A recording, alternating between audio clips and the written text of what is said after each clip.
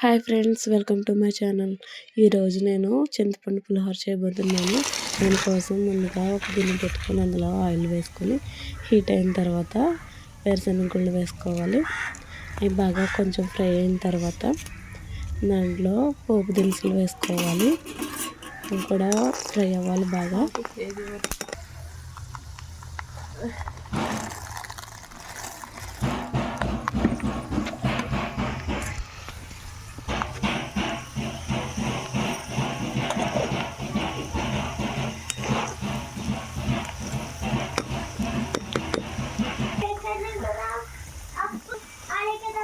ఈ విధంగా ఫ్రై అయిపోయిన తర్వాత అల్లం చిన్న చిన్న ముక్కల కింద కట్ చేసుకొని వేసుకోవాలి.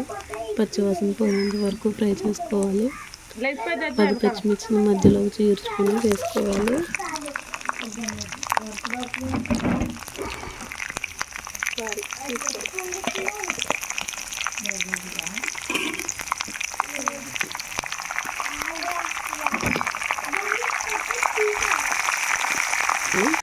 ఇవి కూడా బాగా ఫ్రై చేసుకోవాలి.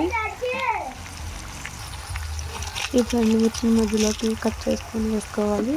ఇవి కూడా బాగా వేగనివ్వాలి.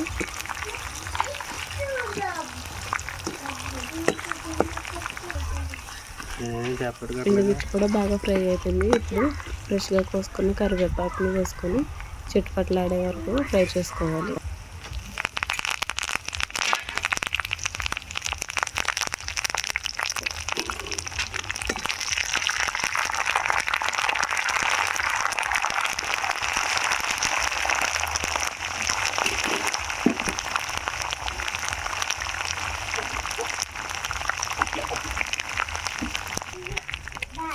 ఇప్పుడు పసుపు వేసుకోవాలి.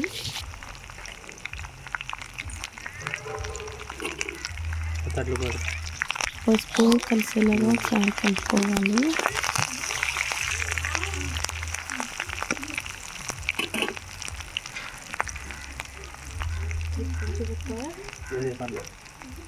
ఇప్పుడు ముందుగా నానబెట్టుకున్న చింతపండుని గుజ్జు తీసుకొని కాడలు రాకుండా జాగ్రత్తగా వేసుకోవాలి.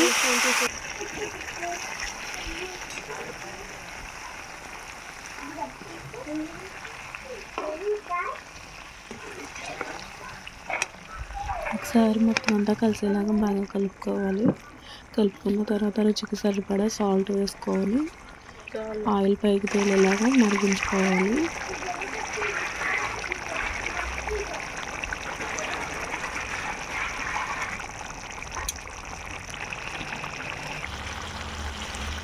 ఈ విధంగా దగ్గర పడిన తర్వాత చల్లారబెట్టుకున్న అన్నంలో వేసుకొని కలుపుకోవడమే. అంతే, చింతపండు పులిహోర ready. Please subscribe to my channel.